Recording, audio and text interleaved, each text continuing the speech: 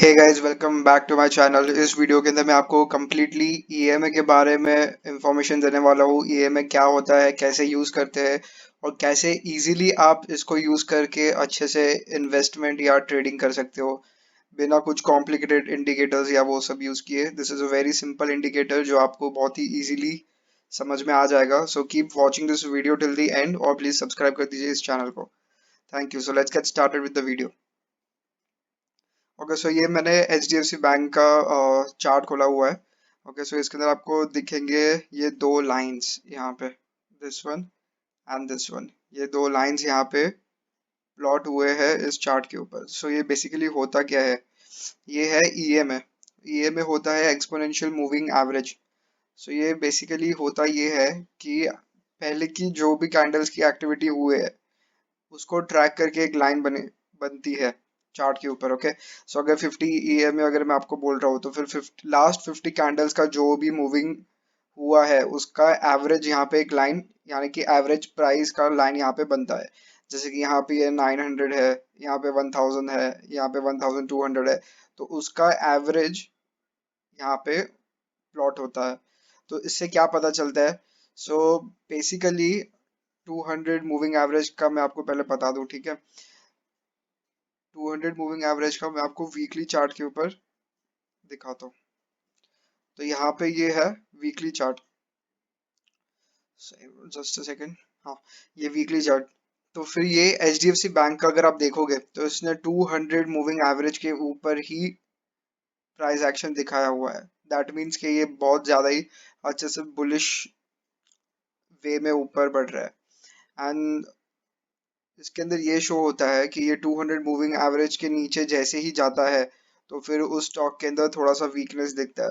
But that doesn't mean कि वो stock बहुत ज़्यादा ही बेरिश होने वाला है, बिकॉज अगर स्टॉक मतलब ये स्टॉक्स अगर फंडामेंटली स्ट्रांग है तो फिर वो इस लाइन के ऊपर ही रहने वाला है।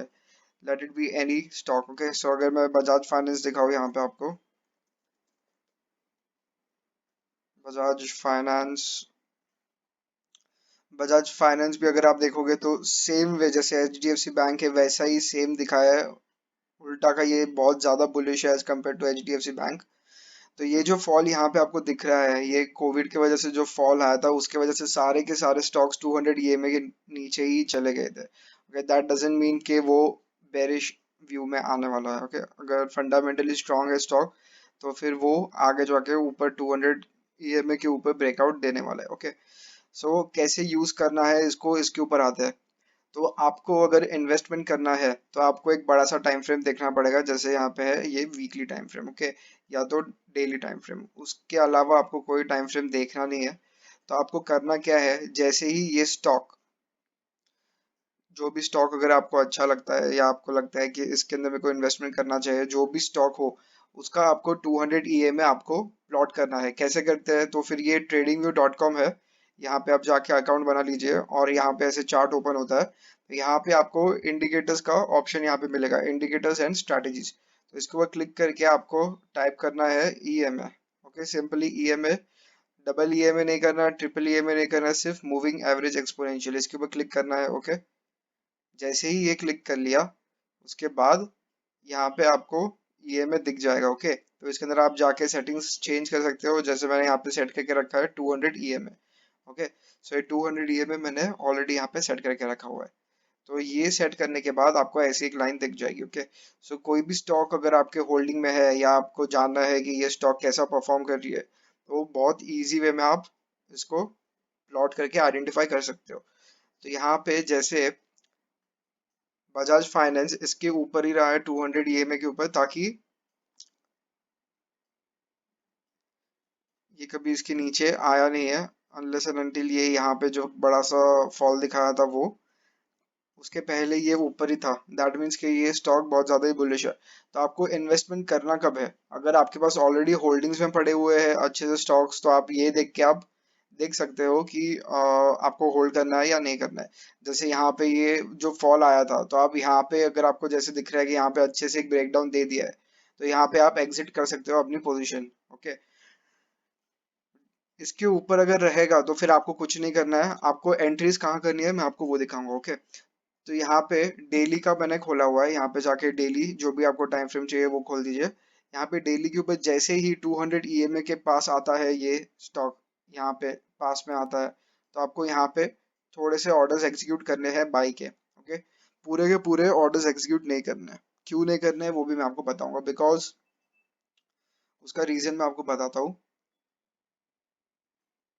आप जब भी इन्वेस्टमेंट करो तो फिर आपको सारा का सारा क्वांटिटी एक साथ बाय नहीं करना है, आपको वेट करना है और देखना है कि स्टॉक कैसे परफॉर्म कर रहा है। आपको एंट्रीज आगे भी बहुत अच्छी मिलने वाली है, थोड़े वीक्स में भी मिल सकती है, थोड़े डेज में भी मिल सकती है, काफी अच्छी एंट्रीज आपको बार बार मिल सकती है। तो जैसे मैंने आपको बोला, यहाँ पे आके जैसे ही ये एक सपोर्ट लेने का ट्राई करें। अभी सपोर्ट आपको कैसे, अगर आपको टेक्निकल एनालिसिस करना नहीं आता तो फिर आपको बहुत ही इजी वे में मैं आपको समझाता हूँ। सपोर्ट एज इन जैसे ही यहाँ पे ईएमए के पास आएगा तो यहाँ पे बायर्स ऑलरेडी बैठे रहते हैं इस लाइन। 200 ईएमए को बहुत ज्यादा ही इन्वेस्टर्स फॉलो करते हैं।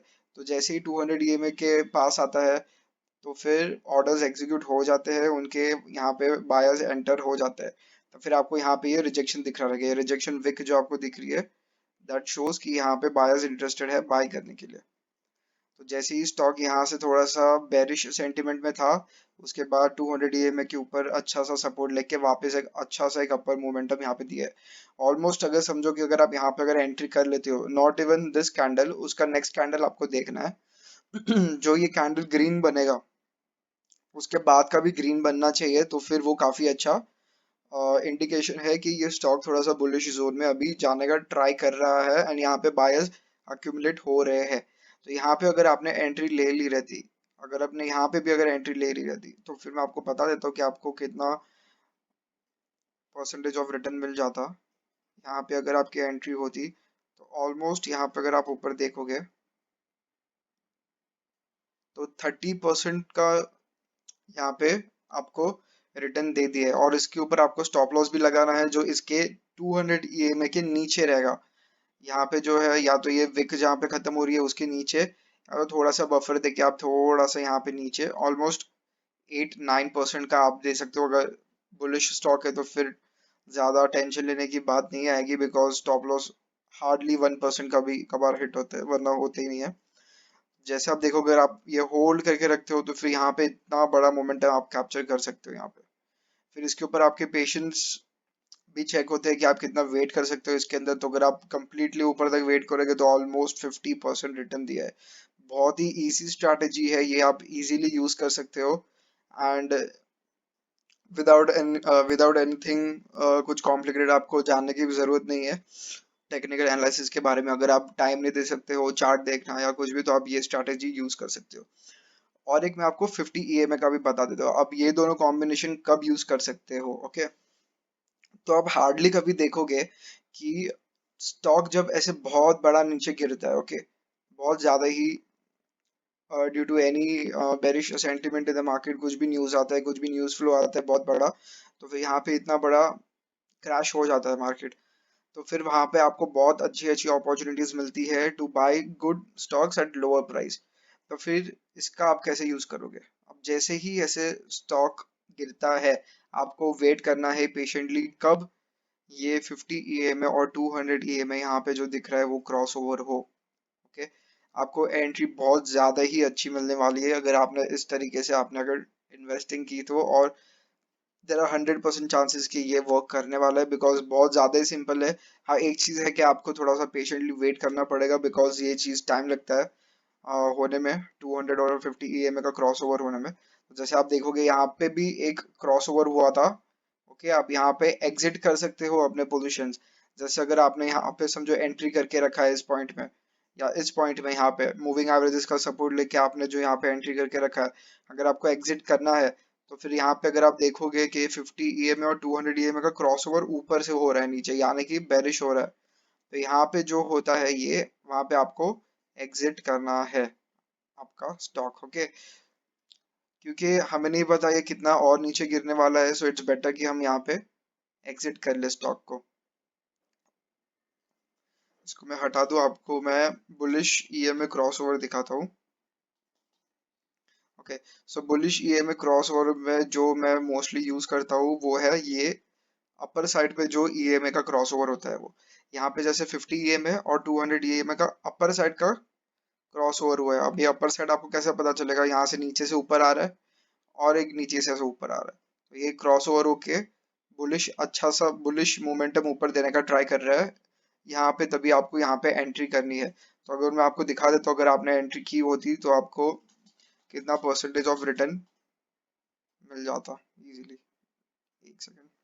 हाँ, तो अगर समझो कि आपके अगर entry worst to worst scenario कि आपने यहाँ पे देखा फिर भी आपने एंट्री नहीं किया, अगर यहाँ पे इतने ऊपर भी एंट्री कर लिया आपने, यहाँ पे okay?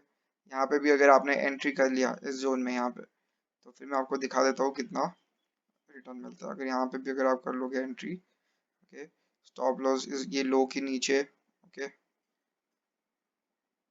इसके ऊपर ऑलमोस्ट स्टॉक ने 50% अगेन रिटर्न दे दिया है, 50-60% का रिटर्न दे दिया है। इसके ऊपर आपका पोजीशन साइजिंग भी डिपेंड करता है, कितना रिस्क ले सकते हो वो भी सब डिपेंड करता है। वो मैं अभी आगे आने वीडियोस में सब कुछ एक्सप्लेन करने वाला हूँ, रिस्क टू रिवॉर्ड रेशियो कैसे मेंटेन करते हैं, पोजीशन साइजिंग कैसे करते हैं, बहुत ज़्यादा ही इंपॉर्टेंट टॉपिक्स है ये। So please subscribe to my channel, completely आपको मैं फ्री में सब कुछ एक्सप्लेन करने वाला हूँ। Okay, so thanks for watching this video, please do like this video and share this video. Thanks so much for watching this video.